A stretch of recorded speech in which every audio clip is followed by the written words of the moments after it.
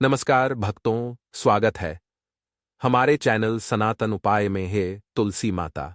इस वीडियो को जो भी सच्चे दिल से लाइक करें, उसके घर में आप स्थायी रूप से निवास करें, उसकी झोली खुशियों से भर दे और उसके घर में कभी धन धान्य की कमी ना होने दे। तुलसी माता को जल देते समय बोलने चाहिए ये 3 शब्द जिनसे सभी मनोकामनाएं पूरी होती है। आज हम इस वीडियो में जाएंगे कि तुलसी माता को जल देते वक्त कौन से शब्द बोलने चाहिए। किसी समय की बात है, भगवान विष्णु विश्राम कर रहे थे, तभी देवी लक्ष्मी वहां आई और भगवान विष्णु से तुलसी माता को जल देने के महत्व के बारे में पूछा। भगवान विष्णु ने उन्हें तुलसी माता को जल देने के महत्व को विस्तार से बताया। तब देवी लक्ष्मी ने कहा, हे स्वामी, आपने मुझे तुलसी माता के महत्व के बारे में बताया, लेकिन अब मैं यह जानना चाहती हूं कि तुलसी माता को जल कैसे देना चाहिए। उनकी सेवा की सबसे श्रेष्ठ विधि क्या है और जल देते समय कौन सा मंत्र बोलना चाहिए। भगवान विष्णु ने उत्तर दिया, प्रिय देवी, जैसा कि मैंने तुम्हें तुलसी माता के महत्व के बारे में बताया, उसी प्रकार तुलसी माता को जल देते समय बोला जाने वाला मंत्र भी बहुत महत्वपूर्ण है।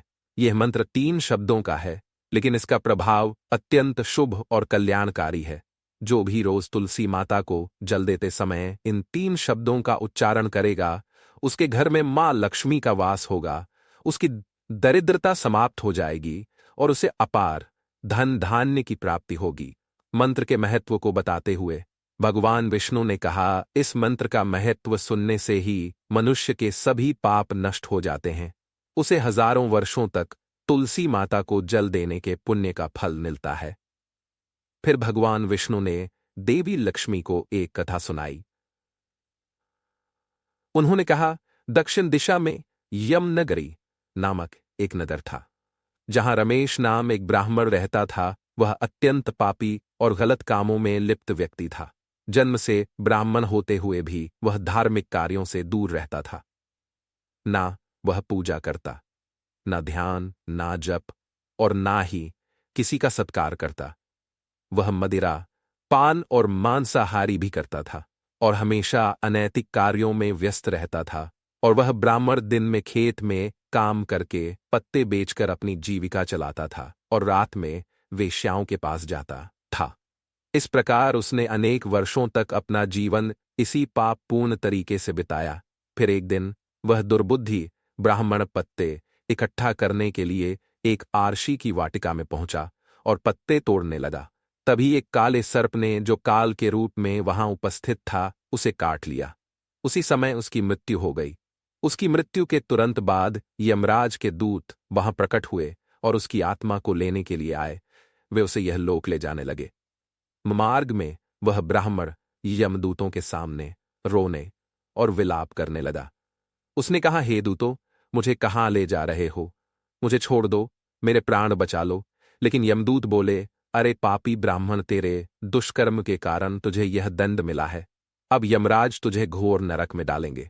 यमलोक पहुंचने पर चित्रगुप्त ने उस ब्राह्मण का पूरा लेखा जोखा प्रस्तुत किया। उन्होंने कहा, हे धर्मराज, इस ब्राह्मण ने अपने पूरे जीवन में केवल पाप किए हैं, इसने कभी कोई पुण्य कार्य नहीं किया। धर्मराज ने दूतों से कहा, हे दूतों, इस घोर पापी ब्राह्मण को नरक में डाल दो, इसे अपने कर्मों का फल भोगना होगा। यमदूत उस ब्राह्मण को नरक में ले गए और उसे भयंकर अग्नि में धकेल दिया। वह कई वर्षों तक नरक की यातनाएं सहता रहा। इसके बाद उसे अगले जन्म में बैल के रूप में जन्म मिला। बा का शरीर पाकर उसने भारी बोझ उठाने का कार्य किया। उसका मालिक उससे दिन रात काम करवाता था। जब उसकी शक्ति समाप्त होने लगी तो मालिक ने उसे एक लंगड़े आदमी को बेच दिया। वह लंगड़ा आदमी उस बैल का उपयोग अपने बोझ उठाने के लिए करता था। बैल ने 8 वर्षों तक उसकी सेवा की। फिर एक दिन वह बैल लंगड़े आदमी को लेकर एक ऊंचे पर्वत पर चढ़ा। अधिक परिश्रम और थकान के कारण वह बैल मूर्छित होकर गिर पड़ा और अंतिम सांसें लेने लगा। वहां खड़े लोगों को उस बैल पर दया आ गई। उन्होंने उसके मुख में पानी डालने का प्रयास किया। उसी भीड़ में एक पुण्यात्मा व्यक्ति भी था। उसने अपने पुण्य का थोड़ा भाग उस बैल को दे दिया। इसे देखकर अन्य लोगों ने भी अपने अपने पुण्य उसे देना शुरू कर दिया। उसी भीड़ में एक वेश्या भी खड़ी थी। सभी अपना पुण्य उस बैल को देकर उसका उद्धार करने का प्रयास कर रहे थे। ये देखकर उसने भी अपना पुण्य उस बैल को दे दिया। कुछ देर बाद उस बैल की मृत्यु हो गई।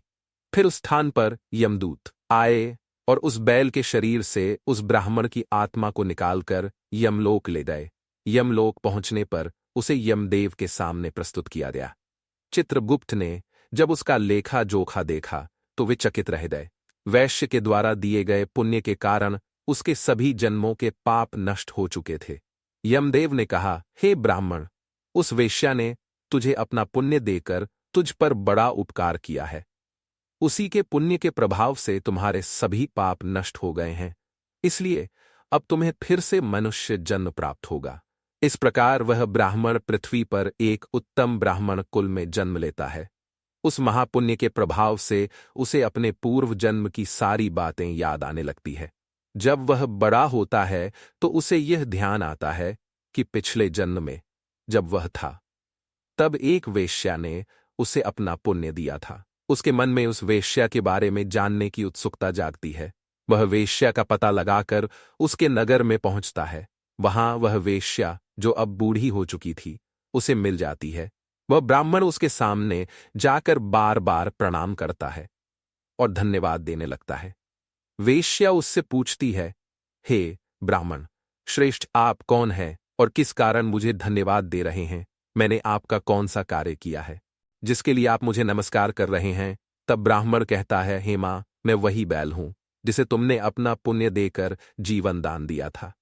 अपने पाप कर्मों के कारण मुझे पिछले जन्म में बैल बनना पड़ा। उस पर्वत पर जब मैं अंतिम सांसें ले रहा था तब तुमने अपना पुण्य मुझे दे दिया था। उसी पुण्य के प्रभाव से ही आज मुझे फिर से मनुष्य जन्म मिला है और अपने पूर्व जन्म की सारी बातें याद है। किंतु हे मां, मैं यहां यह जानने आया हूं कि तुमने मुझे कौन सा पुण्य दिया था जिससे मेरे सभी पाप नष्ट हो गए। मैं उस पुण्य के बारे में जानना चाहता हूं। तब वैश्य ने कहा, हे ब्राह्मण श्रेष्ठ, मैंने तो अपने जीवन में कोई पुण्य का कार्य नहीं किया है, पर मेरे घर में एक तोता है जो पिंजरे में रहकर हमेशा कुछ बोलता रहता है, जिसे सुनकर मेरा अंतःकरण पवित्र हो गया। वही मंत्र मैंने आपको पुण्य स्वरूप दान किया। फिर वह वेश्या और ब्राह्मण उस तोते के पास गए और उससे पूछने लगे, हे सुख, तुम कौन सा मंत्र बोलते हो जिससे हमारे जीवन का उद्धार हुआ? यह मंत्र तुम्हें किसने सिखाया और इसका क्या अर्थ है?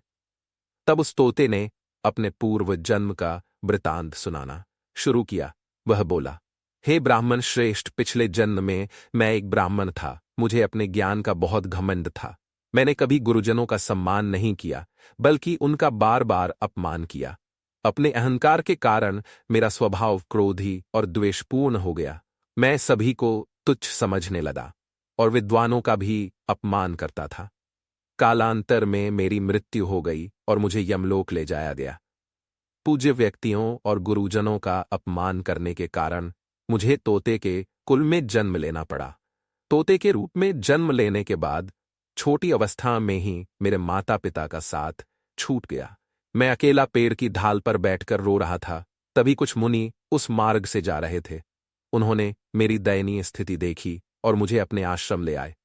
आश्रम में उन मुनियों ने मुझे एक सुंदर पिंजरे में रखा और मेरी देखभाल की। वे मुझे प्रतिदिन भोजन कराते और मुझसे स्नेह करते थे। उस आश्रम में वे मुनि, उनकी पत्नियां और बच्चे प्रतिदिन तुलसी मां के पौधे को जल अर्पित करते और एक मंत्र का जाप करते थे। उनके मुख से बार बार वह मंत्र सुनकर मैंने उसे याद कर लिया। तब से मैं उसी मंत्र का जाप करता हूं। इस मंत्र के प्रभाव से मेरे जीवन में सकारात्मक बदलाव आने लगे। मुझे अपने कर्मों का पश्चाताप हुआ और मेरी मृत्यु भी टल गई। मेरी आयु 100 वर्ष हो गई और इतने वर्षों तक मैं जीवित रहा। एक दिन रात के समय एक चोर उस आश्रम में आया और मुझे वहां से चुरा लिया। बाद में इस वेश्या ने उस चोर से मुझे खरीद लिया। वैश्य के घर आने के बाद भी मैं वही मंत्र बोलता रहा।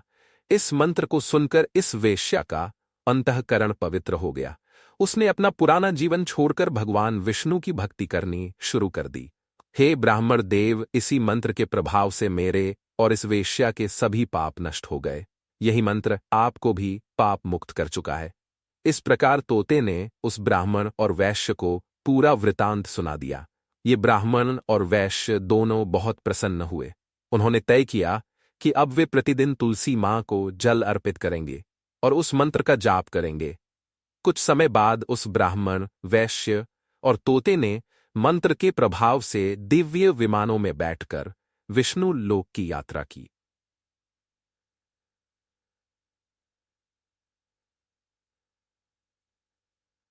तुलसी मां के मंत्र के प्रभाव से उस तोते, वेश्या और ब्राह्मण के सभी पाप न हो गए। इसीलिए हर व्यक्ति को प्रतिदिन तुलसी मां को जल अर्पित करते हुए इस मंत्र का जाप अवश्य करना चाहिए। वह मंत्र इस प्रकार है: ओम वृंदावन स्वाह, ओम वृंदावन स्वाह। जो स्त्री प्रतिदिन तुलसी मां के सामने इस मंत्र का उच्चारण करेगी वह सौभाग्यशाली बनेगी। जो पुरुष इसका जाप करेगा उसे अक्षय धन की प्राप्ति होगी। जिस घर में प्रतिदिन तुलसी मां की पूजा होगी वहां लक्ष्मी जी का सदा सा रहेगा। तुलसी मां का यह मंत्र फलदायी और सिद्धियों को प्रदान करने वाला है। स्त्रियों को स्नान के बाद बाल बांधकर मांग में सिंदूर लगाकर तुलसी मां को जल चढ़ाना चाहिए। साथ ही तुलसी मां की परिक्रमा करनी चाहिए। शाम के समय तुलसी मां के पास दीपक जलाने से घर में सुख समृद्धि आती है। भगवान विष्णु की पूजा तुलसी मां के बिना अधूरी है। तुलसी का एक पत्ता चढ़ाने से भगवान को उतनी प्रसन्नता मिलती है, हजारों अमृत के घड़ों से नहलाने पर भी नहीं मिलती।